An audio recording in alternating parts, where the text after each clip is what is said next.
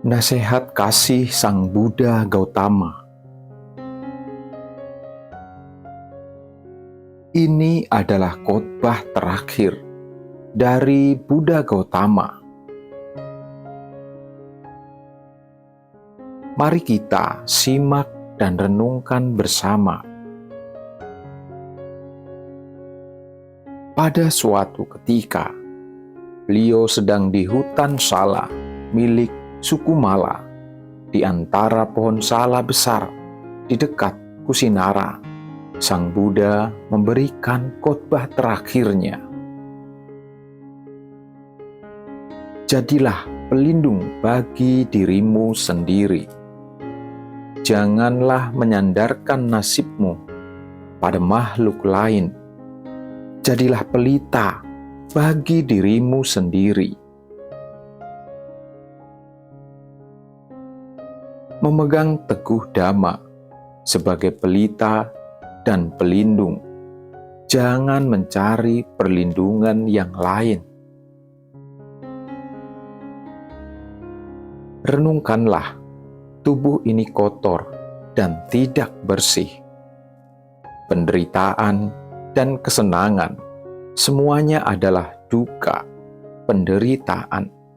Bagaimana kita dapat menerimanya? Renungkanlah kembali, kehidupan dan tubuh kita sangatlah singkat dan tidak kekal. Segala benda yang terdiri dari paduan unsur-unsur tak terhindar dari kelapukan dan ketidakkekalan. Janganlah bersikeras dan memohon atau menolak sebuah penderitaan. Bila mana hidup sesuai dengan Dhamma, kebenaran, dan winaya, disiplin, kalian pasti dapat terbebas. Bila dipraktekkan demikian, kalian sesungguhnya adalah muridku yang baik.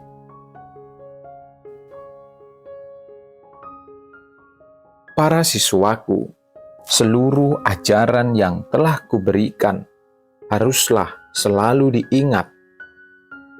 Janganlah dilupakan ajaranku yang sangat berharga ini untuk direnungkan selama-lamanya.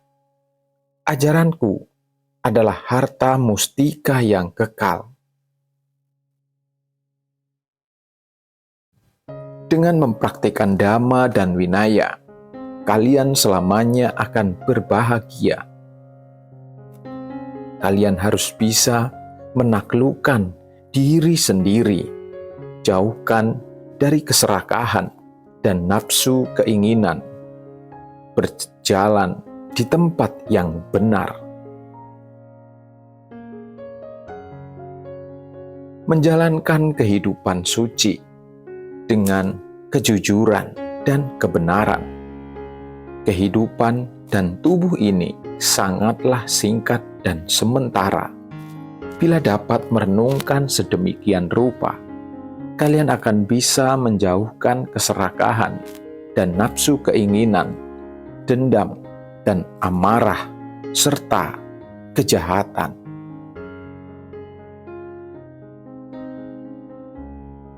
Para siswaku, sewaktu kalian telah mengetahui diri sendiri telah terserang oleh keserakahan dan nafsu keinginan, kalian harus berjuang keras untuk mengendalikannya.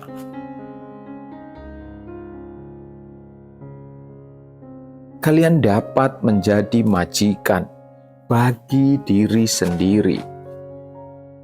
Jangan sampai diperbudak oleh nafsu keinginan.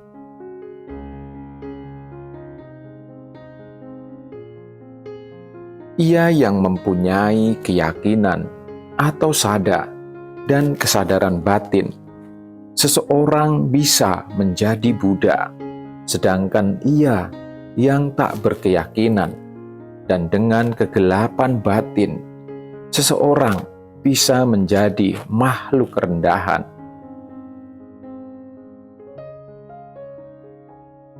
maka kalian harus bisa menaklukkan diri sendiri. Jangan sampai keluar dari jalan kebenaran dan masuk ke jalan yang keliru. Di antara kalian, janganlah saling bermusuhan, harus saling menghormati satu sama lain. Janganlah hidup seperti air dan minyak, saling berlawanan. Kalian harus hidup bersama seperti air dan susu yang saling bercampur.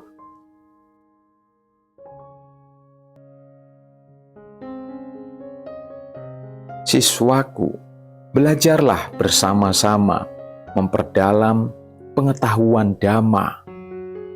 Bersama-sama jalankan kehidupan suci. Bersama-sama janganlah membuang tenaga dan waktu dengan hampa.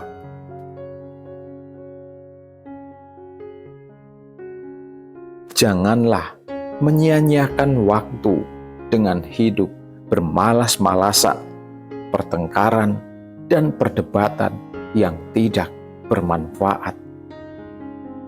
Kalian harus lebih berbahagia mempunyai bunga dan buah Dhamma. Ini adalah kebahagiaan Dhamma.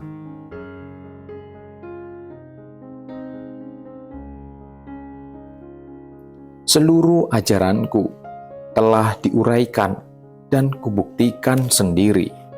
Siswaku harus mengikuti dan melaksanakan ajaran Dhamma dengan sebaik-baiknya. Dalam kondisi bagaimanapun, laksanakanlah Dhamma dengan setulusnya.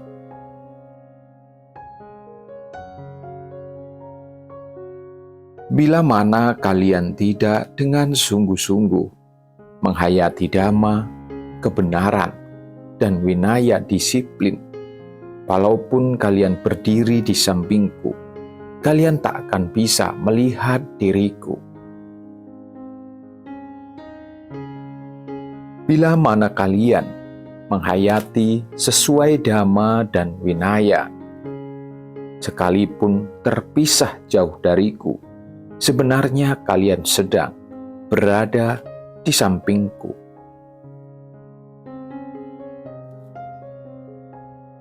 Para siswaku, waktu yang terakhir untukku telah tiba. Sesaat lagi kita akan berpisah. Janganlah meratap dengan bersedih.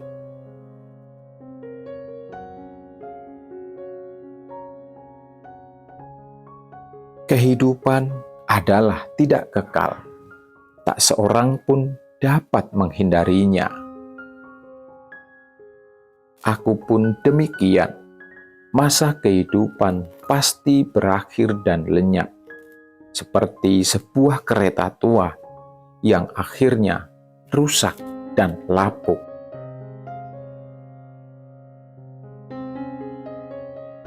Janganlah bersedih hati dengan sia-sia. Ingatlah masa kehidupan adalah tidak kekal.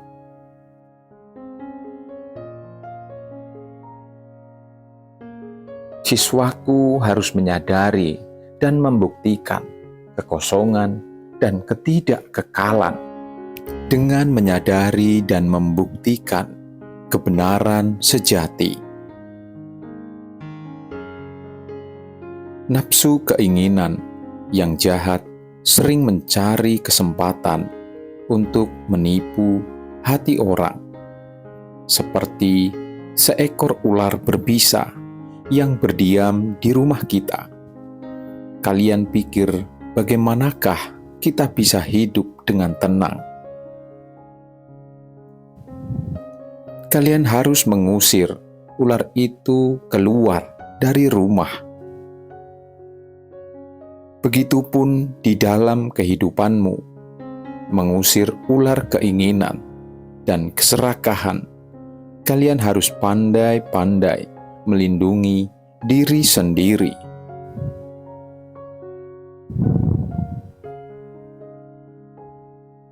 Para siswaku, saat-saat terakhirku telah tiba. Janganlah kalian lupakan.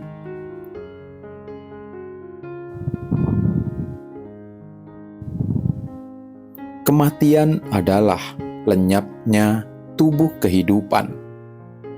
Tubuh kehidupan ini berasal dari ayah dan ibu, dibesarkan dengan makanan serta dirawatnya, tidak dapat menghindari ketuaan dan kematian.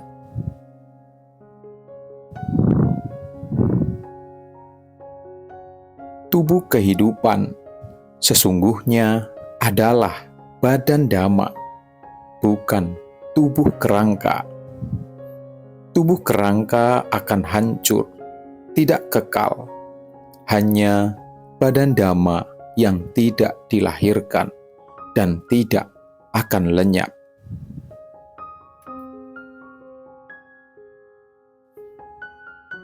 Siapa yang melihat tubuhku, ia belum melihat Buddha. Siapa yang melaksanakan ajaranku, ia dapat melihat Buddha.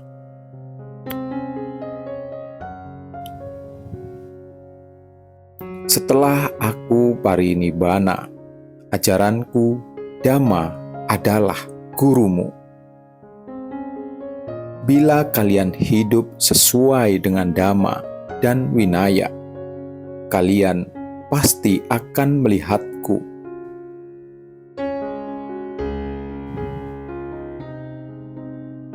Selama 45 tahun, semua yang kumiliki, semuanya telah kuajarkan. Tidak ada ajaranku yang eksotris, rahasia, atau umum. Dharma telah kubabarkan dengan jelas dan terbuka kepada siswaku.